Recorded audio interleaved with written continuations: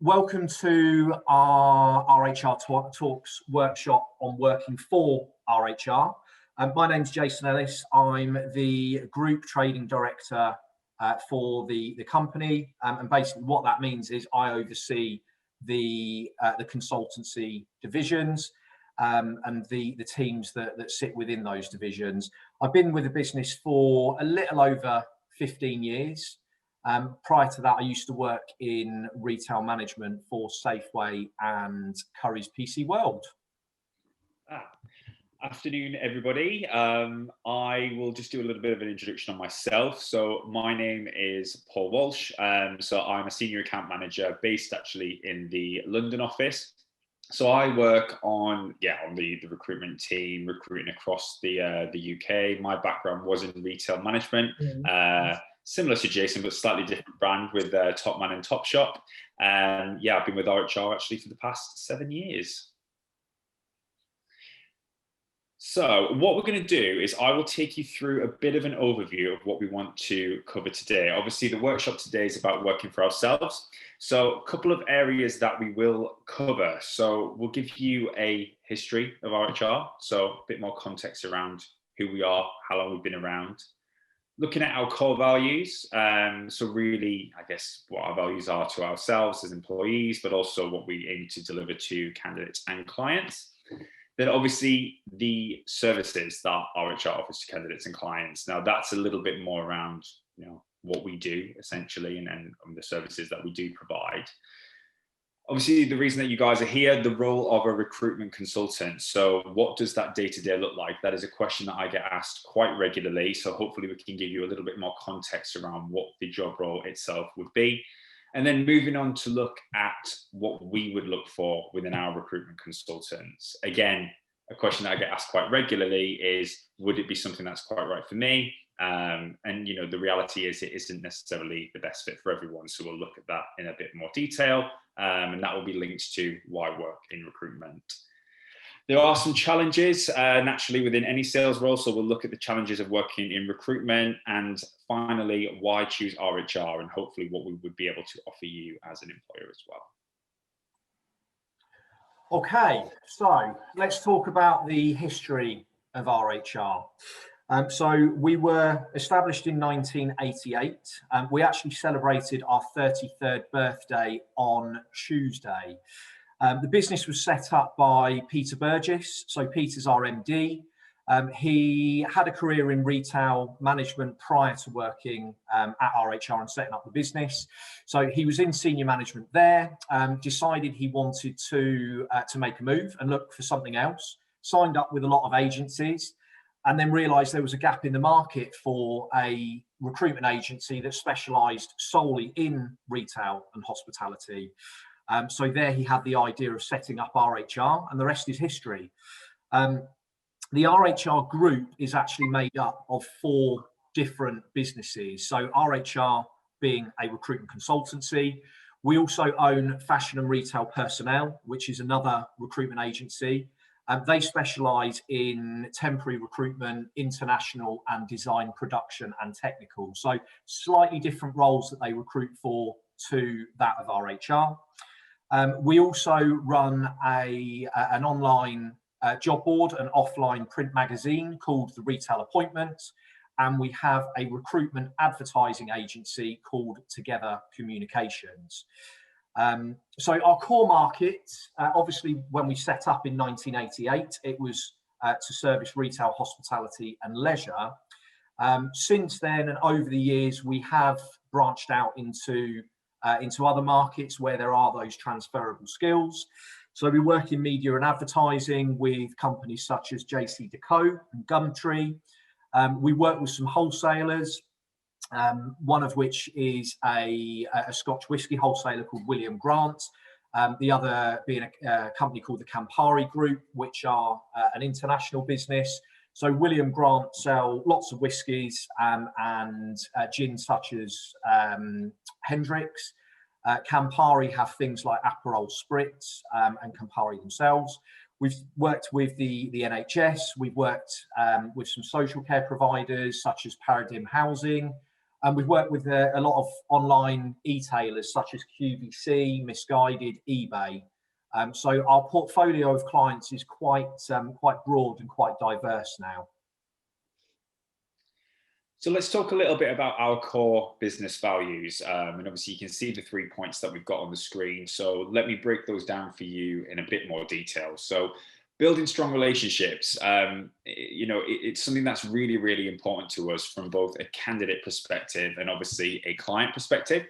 So looking at candidates, we do actually have really strong candidate management. We have something called candidate ownership, which might not mean a huge amount to yourselves, but essentially what that means is that candidate has that one consultant as that point of contact within the business.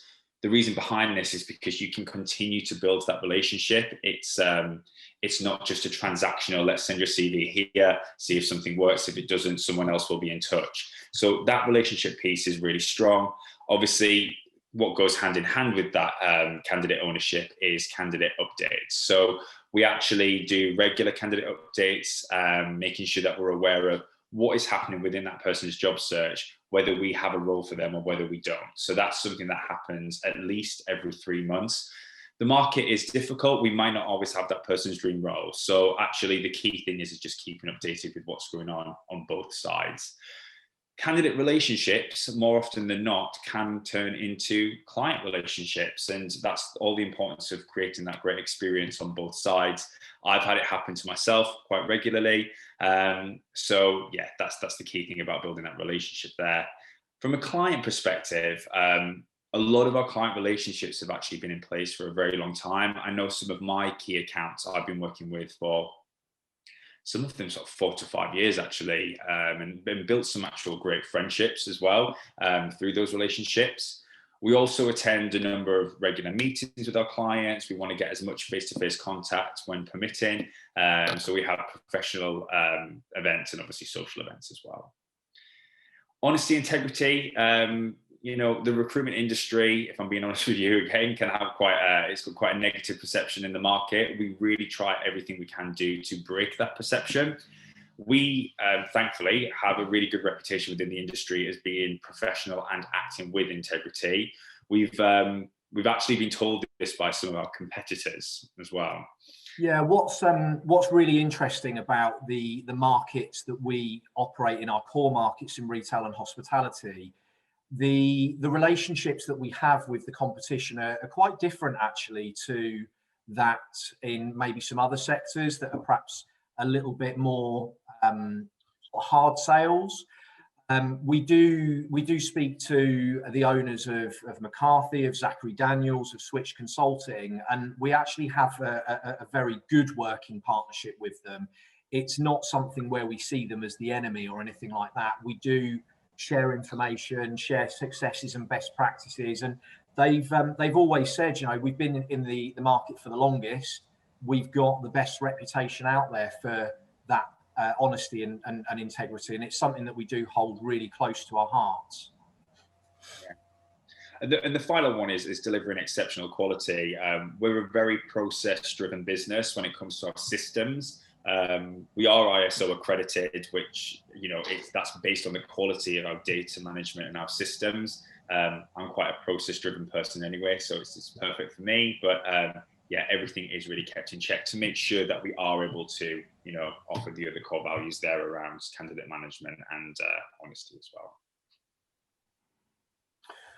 Okay, so the services that we offer to clients, we don't just offer recruitment services. There's a number of different aspects and avenues that we do offer to clients. So advertising is one. I spoke to you earlier about the retail appointment and Together Communications. So the retail appointment will sell advertising packages to a wide range of clients, mostly in retail and hospitality, to be honest with you, but they will advertise all of their vacancies on those websites with the applications going back to themselves. And Together Communications are on hand to offer advice, maybe around copywriting or around where the best place to advertise would be. Or indeed, Together Communications actually buys advertising space for clients because they can get that space at a preferential rate as opposed to the client going direct. We obviously offer advertising on our own website to any clients that work with us. From a recruitment perspective, there's really kind of three key methodologies when it comes to a traditional recruitment assignment. So utilising the database, which has one fee, an advertised search assignment, which basically means that we'll produce some branded adverts with the response coming back to us. And there is a different fee structure in place for that. And what's called a search assignment.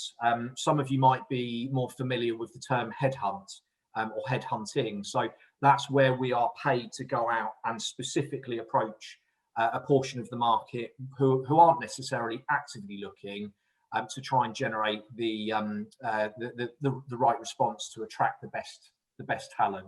And there's a different fee structure for that. And then the final service that we offer from a recruitment perspective is what's called RPO, so recruitment process outsourcing and response management. The basic difference between the two is an RPO, you would essentially take over the entire end-to-end recruitment process for a client. And an example of that, we've worked with Arsenal Football Club now for, I think, coming up to 10 years, where every year we'll do a seasonal campaign for them where they need to recruit around 500 staff. So we will advertise, do the initial assessment. Arsenal then will assess the candidates themselves, come up with a list of people that they would like to take forward to offer. We'll deal with the rejections for the people that haven't been successful, and we'll communicate to we'll communicate it to them. And then we will manage the process from offer. So we'll offer the candidates that have been successful, do all of the referencing checks, send out the contracts, etc. And then the candidates start on their day. So the only involvement that Arsenal Football Club have is when they actually assess candidates and then when they actually start. So we take all of the pressure off them. With response management, the basic difference between the two is you don't do the offer piece and the reference checking. So we'll do the advertising, the initial assessment. The candidates that aren't successful, we will let them know. The candidates that are successful, the client then manages. So that's the basic difference between the two. And those are the range of recruitment services, the main ones that we offer. There are some other things that we do that are more bespoke, but I guess in terms of what you guys would potentially be getting involved with if you are interested and do go through the process and are successful, those are the key areas that you would be involved with. But if you want to have a look at the other services that we do offer clients, jump onto our website because it's the full details on there. So looking at the markets that we cover, and we will break this down over the next couple of slides to look at types of roles and different clients that we do work with. But the main markets that we would look at would be online platforms. So again, that's incredibly broad, but obviously anything online. Retail, hospitality, and leisure. So yeah, pretty much what it says on the tin. And then looking across healthcare, wholesale, and financial services as well. So we'll go into a little bit more detail on the areas that we cover on there. So these are some of the areas that we would look at. I mean, it's all pretty self-explanatory, but I think the main point that I want to make here is that we would service whatever the recruitment needs would be of that particular client. So this may well be a retailer, but we would support with whatever function they needed to recruit for. Quite a good example of that is a company, Neptune, who I work with quite closely. Obviously, they're a homeware business, have showrooms across the country. I recently filled a property manager position with them. So it might not necessarily be just those store management positions that one might assume with it being a retailer. So looking at some of the areas like you can see in front of you, so human resources, for example, that could be anything from HR advisor, recruitment, payroll, HR manager, finance, obviously anything within the financial area, so accounts payable, finance director. General management would be any type of store-based roles or area roles. E-commerce, is another really, really broad term. So they could be positions such as data analyst, front-end developers, e-commerce managers. The list is pretty endless when it comes to that area. And obviously senior appointments, which is something that we've been working on quite recently, Jason. Yes, it is. So just to give you a bit of an idea as to the sort of salaries that we would typically work at. So most of the roles that we recruit for are that kind of mid-range level. So sort of late 30s, early 40s, up to sort of 60k. We do some lower level recruitment at a supervisor level, but senior appointments are the big hitting roles. So these are executive appointments with a six-figure salary. We've actually just finished a project for a new American business which is launching in the UK in the coming weeks. We were briefed on one position, which was an international sales director, and we actually ended up supporting to recruit an entire team for the UK. So really, really great project to work on. We ended up recruiting an international brand manager and a global creative, an international brand director and a global creative director. So really exciting project to work on. All sort of six-figure salaries, and the general range for senior appointments would be anything from sort of 100 up to 250, maybe 300k. Yeah, and I think, you know, as I mentioned with the general management roles, I think you just mentioned there, Jason, it would really be anything from sort of a 16k supervisor all the way up to the top, really. The other 2 points on here, again, pretty self-explanatory: procurement. So that could be all levels across buying and merchandising, and then naturally supply chain, distribution, that type of thing as well. Okay, so we thought we'd give you a little bit of a flavour as to the clients that we work with. So there's some brands up there that we're currently working with now. I think what is important to say is that there's two types of client that we work with. So one would be what's called a PSL client. So PSL stands for Preferred Supplier List. So when RHR is on a PSL, that essentially means that the client will brief you on fairly regular work. Sort of every month, there'll be different positions across different areas. And then you've got other clients that brief you on just one-off roles. They might be a little bit smaller and looking for a particular type of hire because somebody's left. They might be a smaller business and don't have so many needs. But what I would say is that a PSL client or a one-off client, they're both as important to us. Any client that we work with is a fantastic client to us. To list some of the businesses up there, so Paul talked about online platforms. We work with eBay. We've worked with QVC, as I mentioned earlier, Misguided. Within healthcare and social care, the NHS, the Human Tissue Authority. There's a lot of retail and hospitality businesses on there as well. The wholesalers, Campari Group, William Grant and Sons. So it's a real wide-ranging array of clients. But the key thing is that those are the clients that we're working with now. In 2 months' time, it will look quite different. There will be those PSL clients that are still on there, but there'll be some new ones on there as well that have either approached us to work with them or we've approached them. So the role of a recruitment consultant, this is a question that, like I said at the beginning, I do get asked quite regularly. And I think to simplify it really is just almost looking at what you will be doing. So attraction, selection, and delivery. And let's break that down in a bit more detail. So the attraction piece really is what it says on the tin. So looking at getting the right candidates for the vacancies that we've got. So this is purely looking at from a candidate perspective right now. So how do you get the right candidates for the vacancies you're working on? Well, it really isn't one size fits all. More often than not, when we are working on a vacancy, the client themselves will have done the basics. And what I mean by the basics is they'll have probably advertised via their own website. They'd have looked at some internal options, and they may have put some non-branded adverts out there as well. So we can't necessarily just rely on one method of attraction, because obviously that might not be working, hence the reason that they need to engage with ourselves. So Advertising, yes, we would advertise via our own platforms and our own website.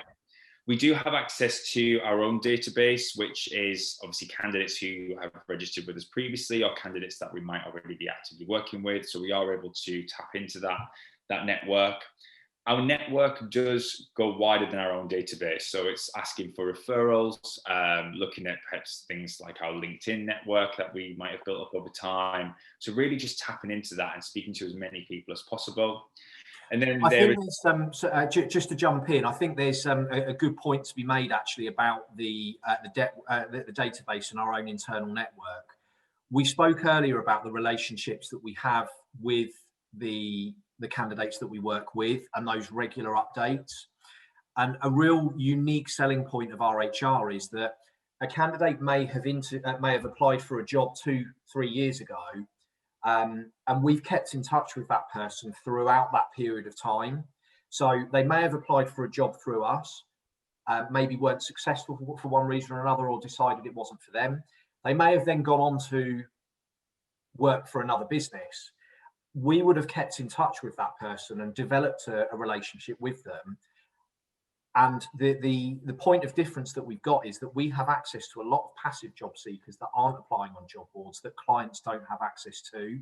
And that's what they're paying us for, is those relationships and the ability to be able to find candidates that they can't, because we've already got these established relationships. Sorry, Paul.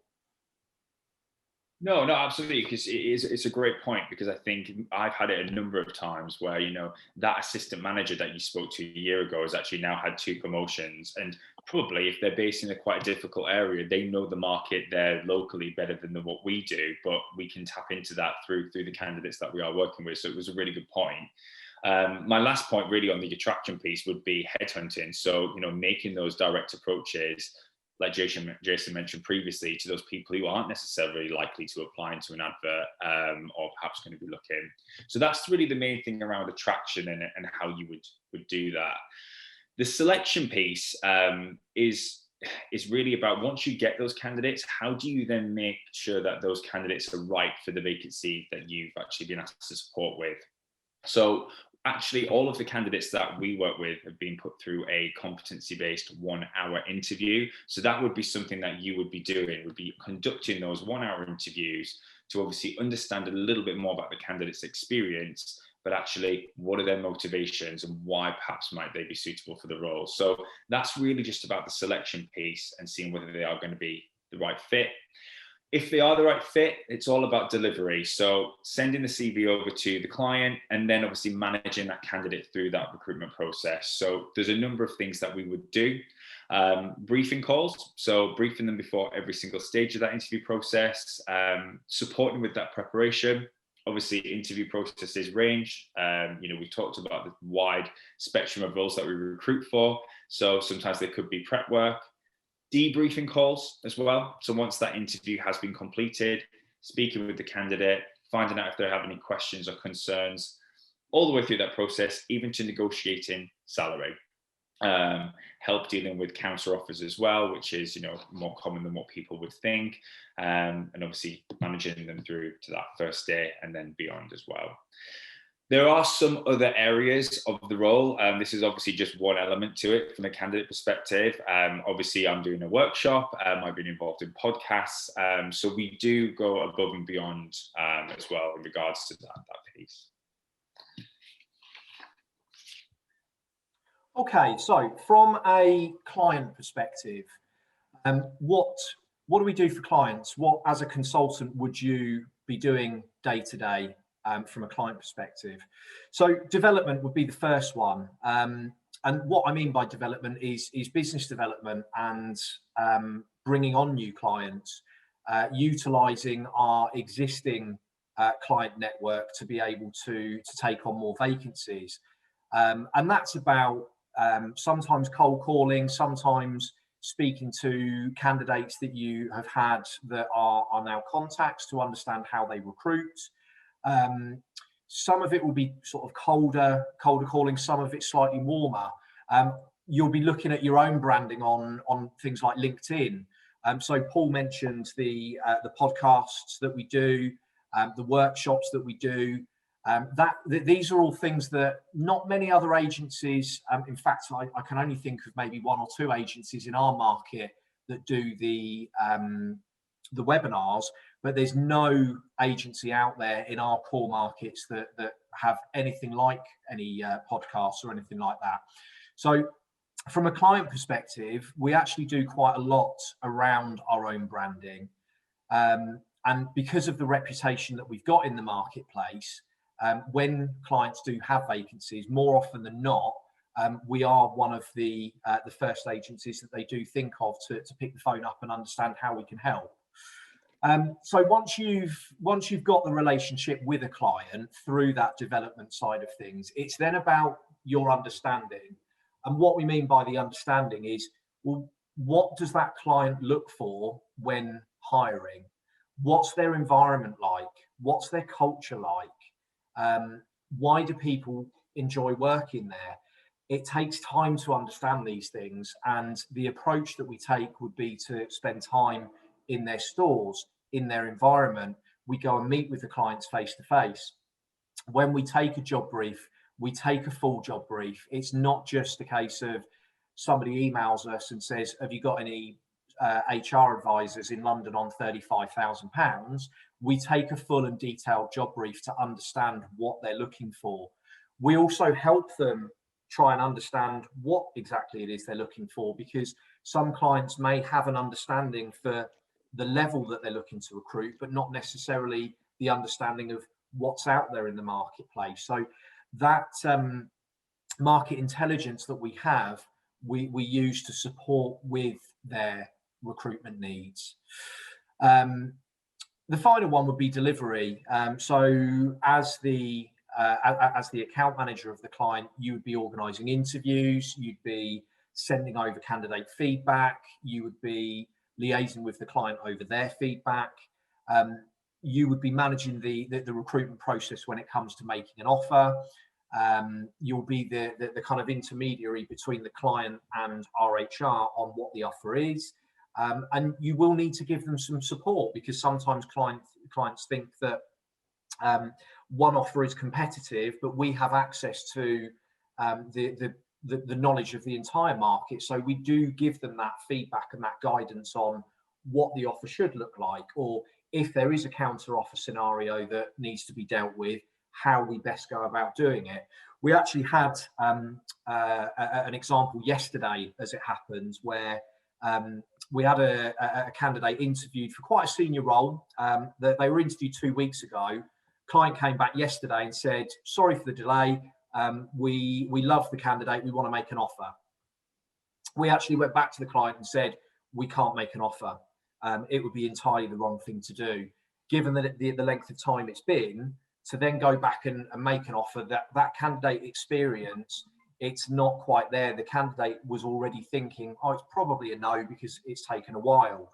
So we actually said to the client to put another stage in. And that stage didn't necessarily have to be an assessment, but would be something to re-engage with the candidate to get their interest up. So that interview's actually taking place tomorrow. So it's advising them on their recruitment process to get the right hire. For us, it's about partnering with the client and not just trying to make a quick buck, because what we could have done is offered the candidate and hoped for the best. But the reality is that they probably wouldn't have taken it, because there needed to be some more re-engagement. So that's essentially what you would do from a client perspective. So what do we look for in our consultants? One of the key things to let you know is we don't recruit purely based on experience. We recruit on competencies.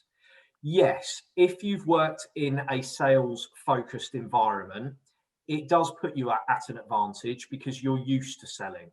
But I came from retail management. It wasn't assisted selling. Paul came from retail management. That wasn't really assisted selling. Fashion, there's a little bit of selling in there, but it's not the type of selling that we do. Most of our consultants at one time in their career have worked in retail, hospitality, or one of our other core markets. But we will look at anybody if you have the right behaviours and competencies. So you can see that they're up on screen. So motivation. Is somebody motivated to work in a target-driven environment, which is commission-led? Not everybody is, and you do need to ask yourselves, do I want to work in an environment where there are targets and that if I hit those targets, I will make money and commission? Because not everybody enjoys selling. So it is important that you are honest with yourself. We look for your influencing skills. So another word for influencing is selling. Can you be persuasive? Do you understand what motivations are, both from a client and a candidate perspective? And are you able to successfully influence both a client and a candidate to be able to get the result that the client and the candidate is looking for? We look at your interpersonal skills. People buy from people. If you've got strong interpersonal skills, the likelihood is that you're probably going to be quite good at selling. If you have poor interpersonal skills, I must admit, I've never gone into a shop and spent money with somebody that I haven't engaged with throughout the sales process. If I've not liked them, it's put a negative spin on my experience. So generally, if you like somebody, the sales process is a lot easier. We have quite an easy test for interpersonal skills. Is, would you enjoy just going to the pub and having a drink with them? Because if the answer is yes, then you've clearly got good interpersonal skills. We look at your communication skills. Essentially, it's your ability to be able to get points across effectively. Are you succinct in the way that you put your points across? Does it make sense? And then the final one would be resilience. There are a lot of ups and downs. If I could ask Parminder just to mute yourself, sorry. Final competency is resilience. There's lots of ups and downs in sales.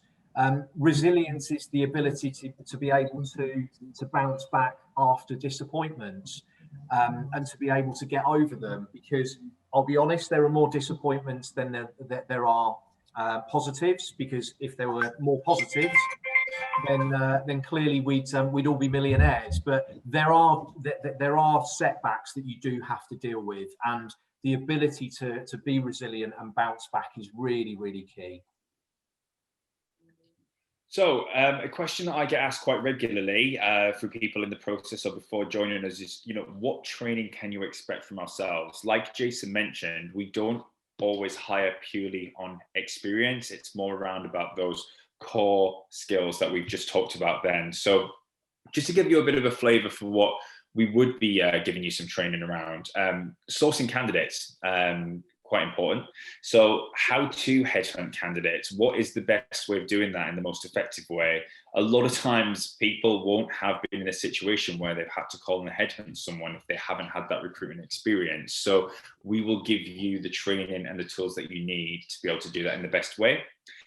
Writing job copy. Again, I mean, I came from a retail management background and I didn't do any written work really, except some trade reports in my role. So having to sit there and actually write competent job adverts wasn't something that I'd done regularly. So just having a bit of a refresher around basic grammar really, and how to word things in the right way is really useful. So we will do some work with you around that to make sure that the adverts you are putting out are at the right level to get the best candidates.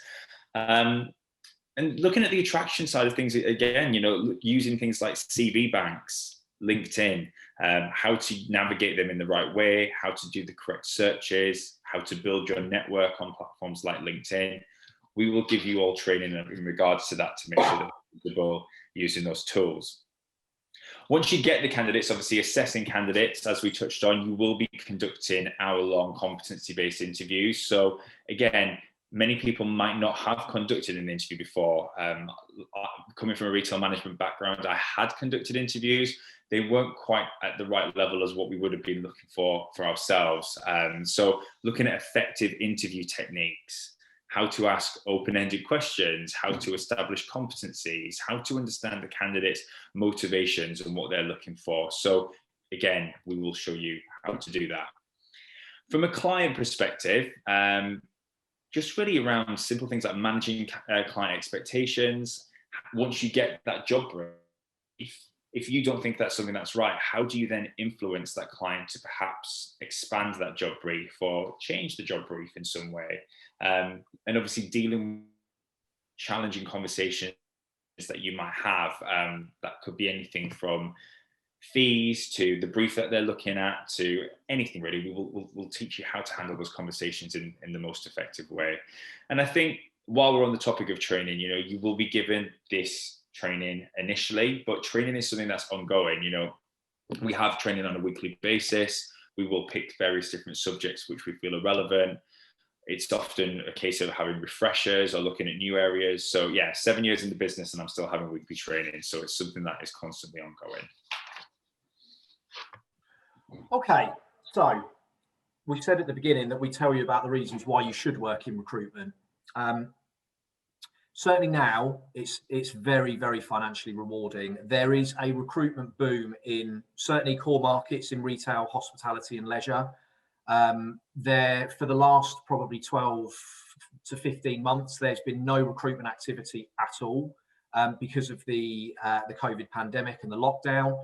Now that we are out the other side, there is a massive shortage of candidates that clients aren't able to recruit directly themselves. So they have got to come to us. Our last 3 months trading has been sensational. So there is the ability to earn a lot of money. It's competitive and fun. Whilst we don't recruit against a CV or a particular background, we do all have the same sort of characteristics. So we are all very competitive. We do like to win. We do have a lot of social events, which we'll come on to in the later slides. But let's just say that our quiz night and our bingo nights do get quite raucous and quite competitive. Working in recruitment, you're able to take control of your own performance. If you have worked in an environment where your performance is really measured by the team that you manage, then this is the ability to take control of your own career and your own destiny. The way that we work, we have specific criteria to be promoted, which is based on individual performance. It's not based on a collective performance. So you are able to be promoted as soon as you have achieved what is in the contract of employment that you need to achieve for that next level. So we've had consultants that have joined at an entry level that have been promoted within a year, promoted again within a year, promoted again within a year, and in sort of 3, 4, 5 years' time, they're actually working at the most senior level, earning probably £80,000 to £100,000 a year. The role, there is a lot of variety in there. One day you could be recruiting for an area manager in London for a skincare business. The next day, you might have the NHS call you and say, we need a procurement manager because we need somebody to go out and procure PPE for us. You also have the ability to make a real impact to the clients that we work with. I mentioned to you the American business that is coming over to the UK. 3 or 4 months ago, I'll be honest, I hadn't heard of them. 3 or 4 months ago, they had a dream to set up in the UK. They weren't sure how they were going to do it. They imparted basically the entire process to me to manage. And I've had that impact to say, I've recruited for a whole team for this business, and their success is going to be based on the people that I've brought in. That is a massive impact that I've had on that business. And then the final one is we are a people-orientated business. We work with candidates, we work with clients. They're both people. If you enjoy speaking to people, you enjoy the challenge of working in an environment where the product is people and the product is clients, then this is the right sort of environment for you.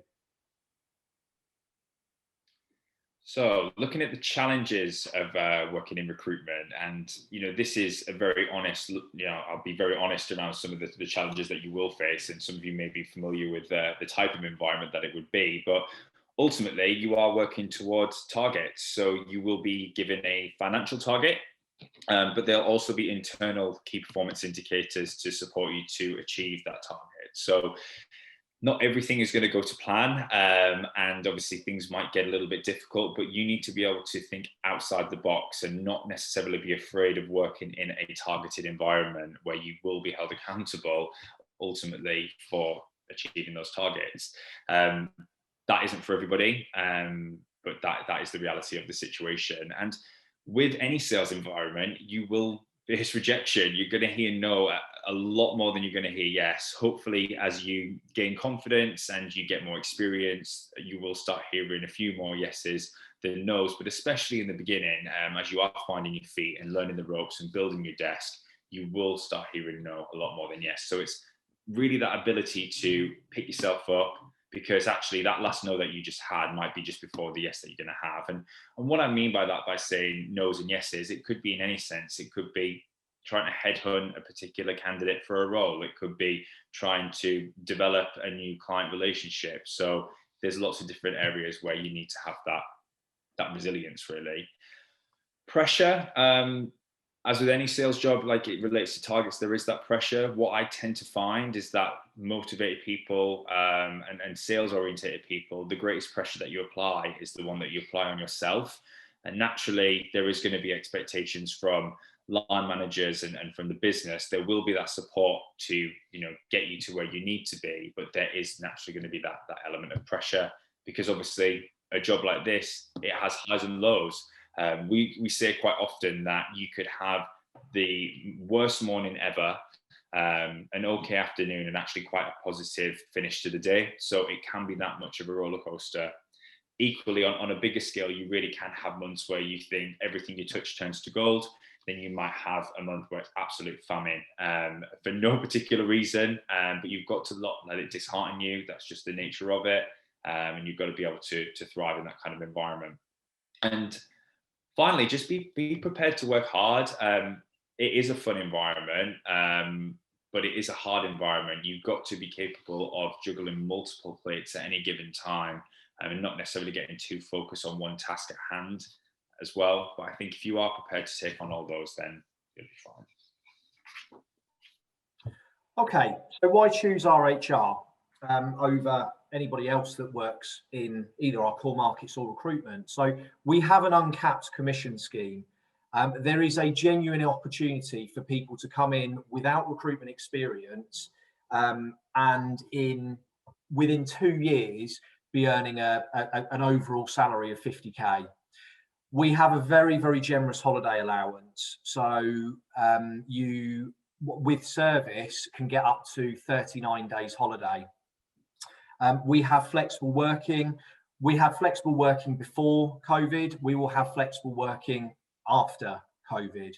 At the moment, we have a hybrid model where we're 2 or 3 days in the office, 2 or 3 days from home. As you can probably see from my screen, I'm currently sat in my kitchen. Paul's currently sat in the London office. So there is that flexibility around where you need to work. We have a really entrepreneurial culture. Peter set the business up. That entrepreneurial culture has filtered down and through the business, and we encourage people to come up with their own ideas, to challenge what we do, to challenge the way we look at things, and we continually evolve. Our workshops and our podcasts came from an idea of a consultant that worked for us. It was a brilliant idea. We thought, yeah, this is something that we do need to get involved with and that we do need to get on board with. So we did. We offer financial support for education and training. We've had a lot of consultants that wanted to complete their CIPD. So we have supported them to be able to do that. We've got a great office location in London. It's very close to Paddington. It's in a place called Little Venice. And as the name suggests, it looks a little bit like Venice. Absolutely beautiful. We are renovating our office space now. So in the next couple of months, we're going to have a nice shiny new office. We offer Perkbox to all of our employees. For those of you that have never heard of Perkbox, there are literally hundreds of perks that you can get, from mobile phone insurance to mental health and counselling to free coffees from Costa Coffee. to free cinema tickets, to discounts on shopping at Tesco and Waitrose. There's loads of things that you can take advantage of. I mentioned earlier the social events. I think off the top of my head, we have 8 or 9 social events throughout the course of the year that are pre-planned. Things like our end of year presentation, which is actually next Friday. We have barbecues, we have quiz nights, we have bingo nights, we have, I think probably the most popular is the karaoke night. Just a karaoke night, yeah. Yeah. We have client parties both in the summer and the winter. Obviously, we haven't had them over the last year or so with the restrictions, but as soon as we are able to do so, there will be one hell of a party to celebrate. We also have, and this is a really key point, and it shows our honesty and integrity value. We have an open salary policy. And what that means is that every person within our organization knows what basic salary their colleagues are on. And the reason for that is there is no inconsistency, there is no unfairness, there are no sneaky deals done with a particular consultant to keep them to stay with us, or because they're the favorite or anything like that. There is equality for every single man and woman that works for RHR. And then the final thing would be the ongoing training and development. There are not many businesses out there that invest as much as we do in our training and development. As Paul said, Paul's been with the business 7 years. He has training weekly to make sure that he can be the best version of himself, to be the best recruiter that he can possibly be. As I mentioned earlier, you can hear more about RHR or see more about RHR from our website. Give us a follow on LinkedIn if you haven't already done so. And make sure that you check out the previous RHR webinars on our YouTube channel and also our RHR Talks podcast via all of the podcast platforms. So thanks very much indeed for all of your time, and enjoy the rest of your day.